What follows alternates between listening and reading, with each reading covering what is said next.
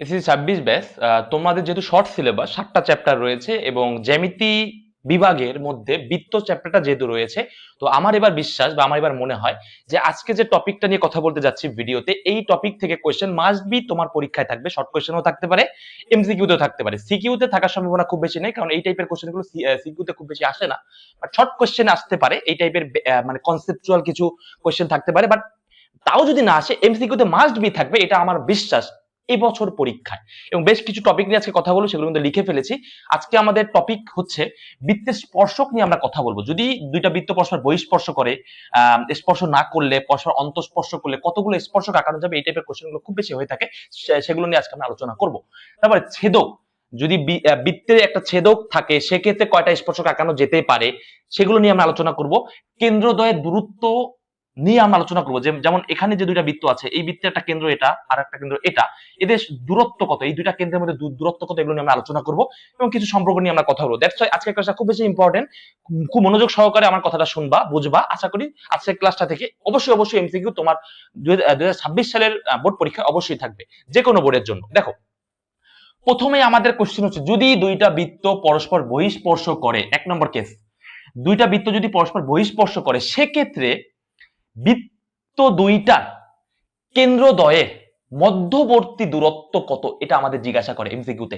বলে দেয় যে মনে করো এটা একটা বৃত্ত, যেই বৃত্তের তোমার ব্যাসার্ধ মনে করো দিল যে 4 সেন্টিমিটার, এবং এটা আরেকটা বৃত্ত, যেই বৃত্তের ব্যাসার্ধ দিল মনে করো তোমার 4.5 সেন্টিমিটার।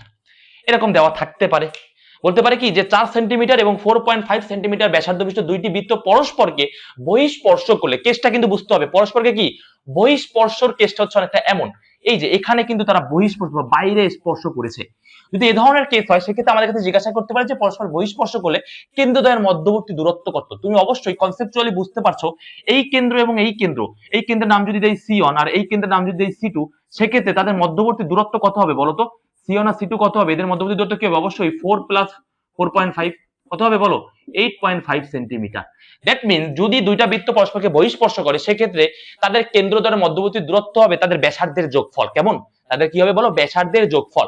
তার মানে এটা গেল আমার এক নম্বর কেসে, যদি পরস্পরকে বহিঃস্পর্শ করে, সেক্ষেত্রে আমাদের দুজনের কেন্দ্রের মধ্যবর্তী দূরত্ব জানতে চাওয়া হয়, প্রায়শই বিভিন্ন এমসিকিউতে জানতে চাওয়া হয়। এবং এই কোশ্চেনটার পাশাপাশি যদি পরস্পর অন্তঃস্পর্শ করে, সেক্ষেত্রে আমাদের বলে যে কেন্দ্রদ্বয়ের মধ্যবর্তী দূরত্ব কত। এই দুইটা ক্ষেত্রে মানে পরস্পর বহিঃস্পর্শ এবং পরস্পর অন্তঃস্পর্শ, যেটা এই দুইটা কেসে আমাদের প্রায়শই বলে থাকে যে তাদের কেন্দ্রদ্বয়ের মধ্যবর্তী দূরত্ব কত। যেহেতু বহিঃস্পর্শ করলে কেন্দ্রদ্বয়ের মধ্যবর্তী দূরত্ব কি, কেন্দ্র তোমার ব্যাসার্ধদ্বয়ের যোগফল। সেক্ষেত্রে যদি অন্তঃস্পর্শ করে, সেক্ষেত্রে কি হবে, এটা আমাদের জানতে হবে। দেখো, আমি যদি বলি যে এটা হচ্ছে আমার একটা কেন্দ্র, মনে করো এটা C2, এটা একটা কেন্দ্র, মনে করো এটা C1, তাহলে C1 এর মানে C1 কেন্দ্র বিশিষ্ট বৃত্তটার ব্যাসার্ধ কি এইটা ভাইয়া বলো তো? অবভিয়াসলি আমার কথা রাইট।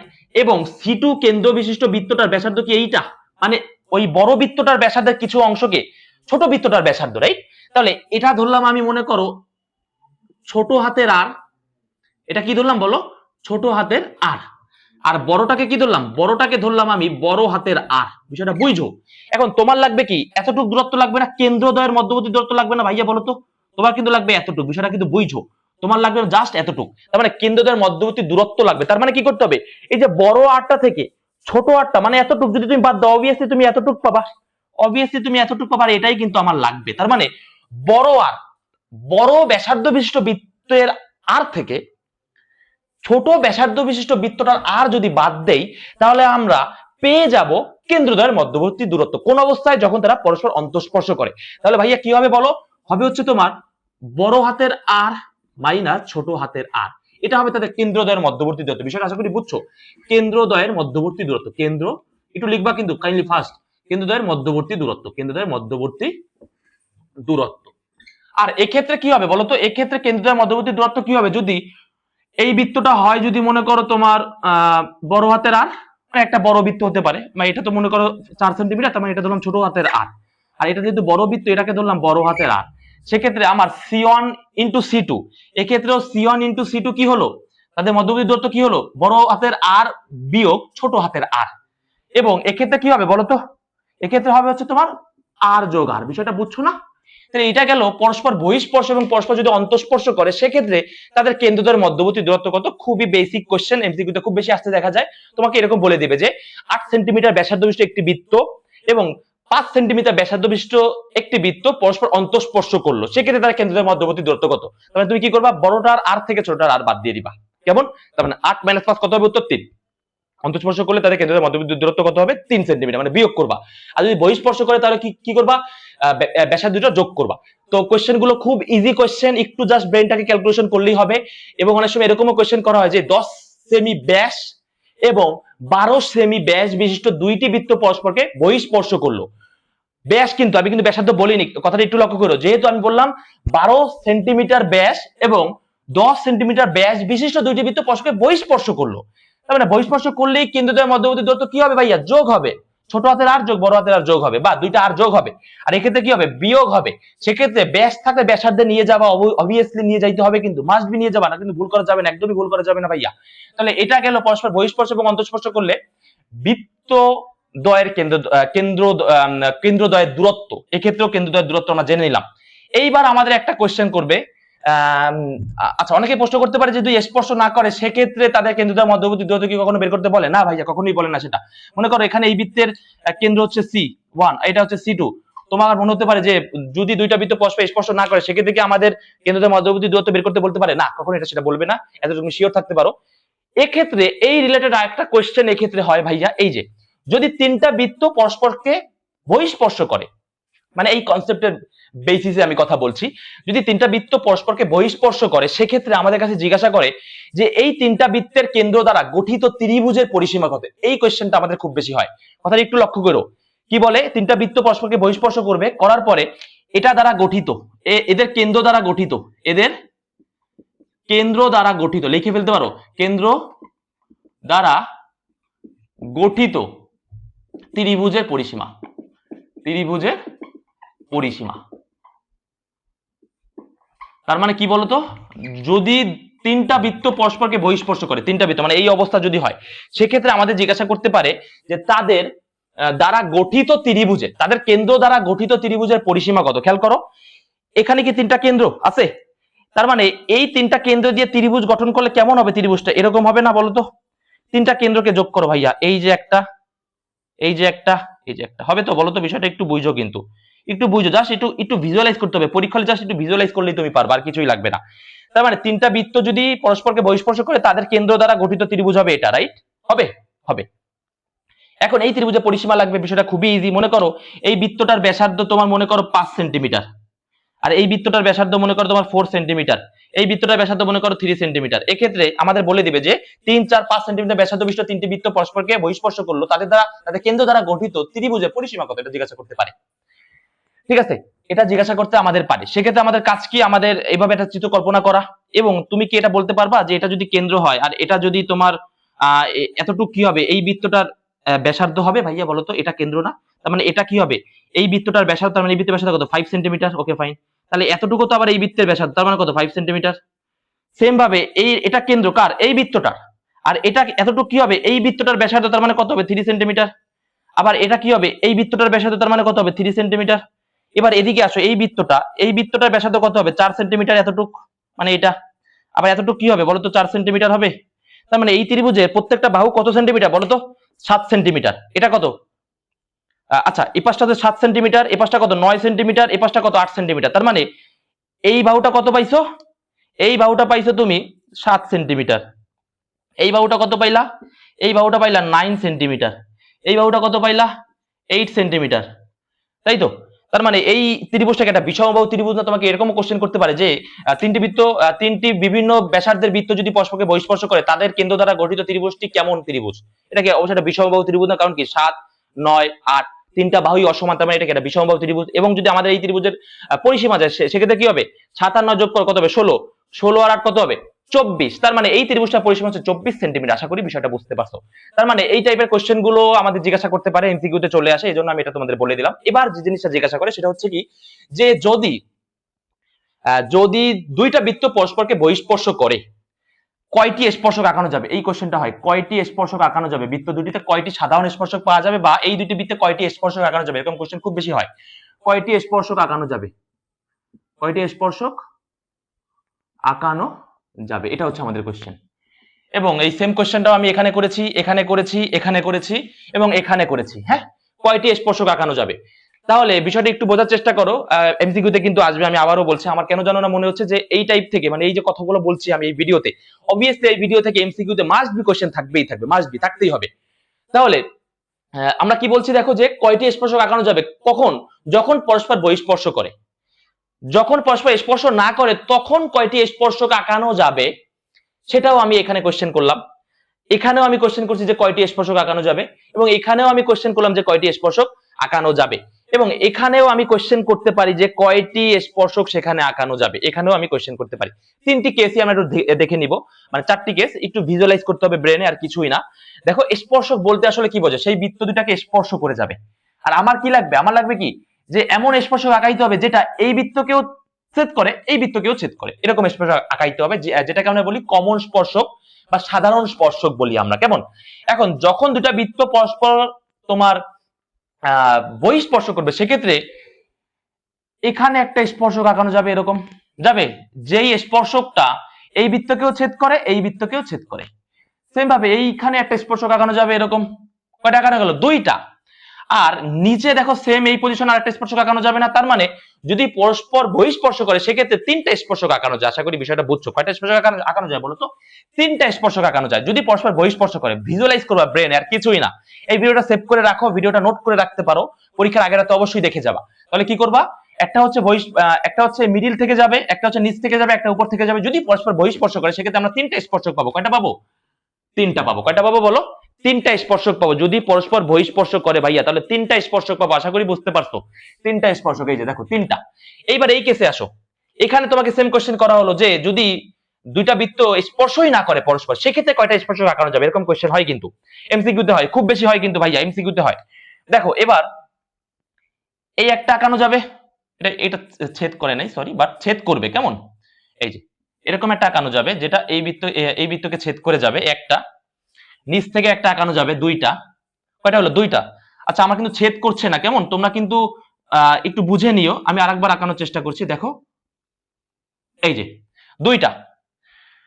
এবং এখান থেকে আঁকানো যাবে একটা, এই যে এইভাবে, এই যে দেখো এইভাবে, এই যে এইভাবে একটা আঁকানো যাবে, তিনটা। আর এইভাবে একটা আঁকানো যাবে, চারটা। দেখো, আঁকানোতে একটু ভুল হতে পারে, তোমার মনে হতে পারে যে আঁকানো হচ্ছে না, যেহেতু আমি বোর্ডে আঁকাচ্ছি এবং এই পেন্সিল হচ্ছে তোমার যেহেতু মার্কার দিয়ে আঁকাচ্ছি, এজন্য আঁকা আঁকিতে একটু ভুল হতে পারে। বাট তুমি যদি বাসায় পেন্সিল, কম্পাস এগুলো নিয়ে একটু বসো, দেখবা তুমি আঁকানো যাচ্ছে।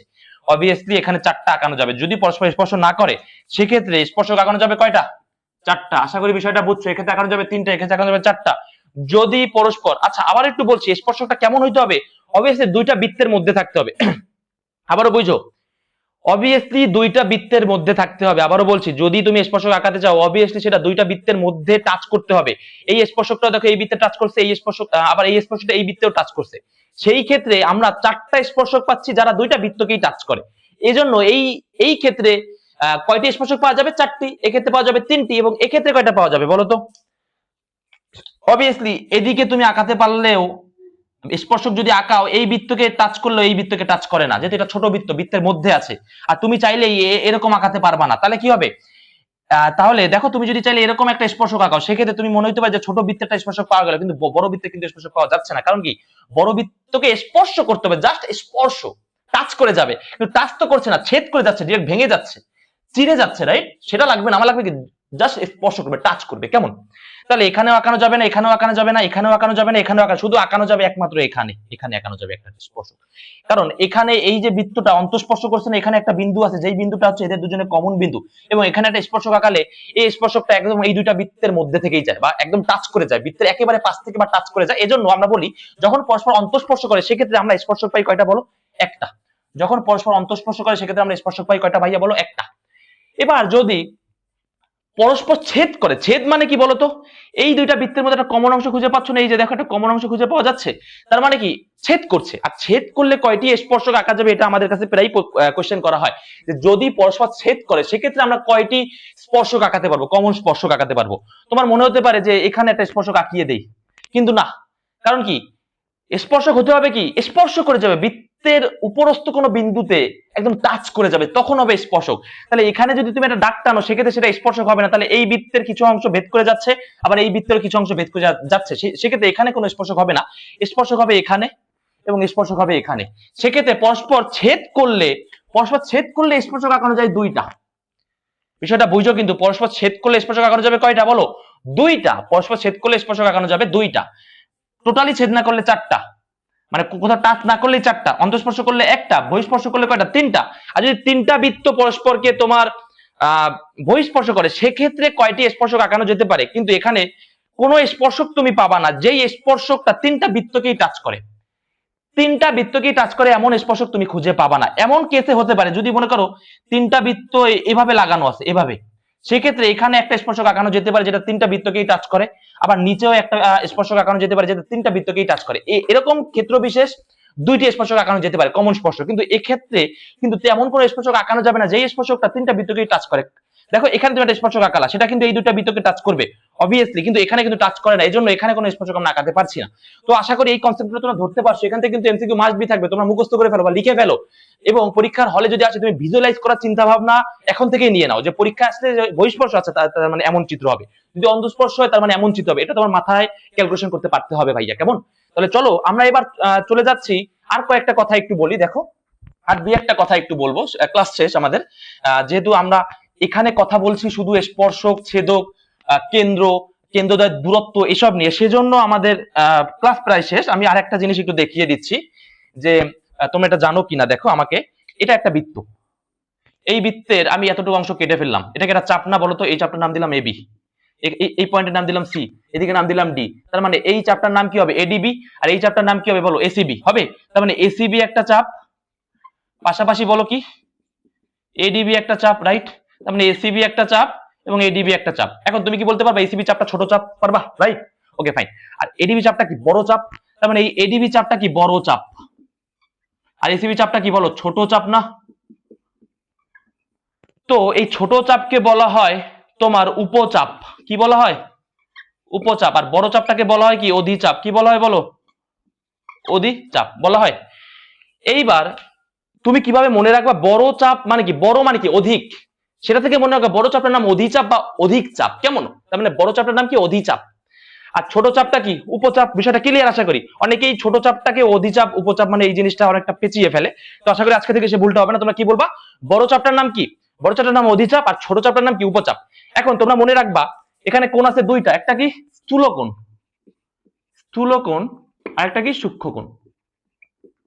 তো আমাদের জিজ্ঞাসা করে, প্রায় এমসিকিউতে জিজ্ঞাসা করা হয় যে অধিচাপে অন্তর্লিখিত কোণ, অধিচাপে অন্তর্লিখিত কোণ, খেয়াল করো আমি কি বললাম? অধিচাপে অন্তর্লিখিত কোণটা কেমন কোণ? অন্তর্লিখিত শব্দটা কিন্তু মনে রাখো, অন্তর্লিখিত। তারা আমাদের জিজ্ঞাসা করবে কি অধিচাপে অন্তর্লিখিত কোণ সূক্ষ্মকোণ না স্থূলকোণ, এরকম কোশ্চেন হয়। যেহেতু অধিচাপ মানে কি? বড় চাপ, বড় চাপে অন্তর্লিখিত কোণটা হচ্ছে ছোট কোণ, কে? সূক্ষ্মকোণ। কারণ কি? সূক্ষ্মকোণটা কি 90 ডিগ্রি ছোট কোণ, বা 90 ডিগ্রি ছোট কোণকে বলি সূক্ষ্মকোণ, আর 90 ডিগ্রি বড় কোণকে বলি কি? স্থূলকোণ। তার মানে এই কোণটা বড় কোণ আর এই কোণটা কি? ছোট কোণ। আর অধিচাপ এটা কি? বড় চাপ না? বড় চাপের সাথে যাবে ছোট কোণ, আর ছোট চাপের সাথে যাবে বড় কোণ। বিষয়টা বোঝা গেছে আশা করি। এবার এটা মনে রাখবা। তার মানে কি বলবা বলো? যে বড় চাপের সাথে যাবে ছোট কোণ, ছোট চাপের সাথে যাবে বড় কোণ। তার মানে অধিচাপে অন্তর্লিখিত কোণ কি? সূক্ষ্মকোণ, আর উপচাপে অন্তর্লিখিত কোণ কি? স্থূলকোণ। এমসিকিউ থাকবে এই আমার আজকের ভিডিও থেকে অবভিয়াসলি এমসিকিউ থাকবে, মাস্ট বি।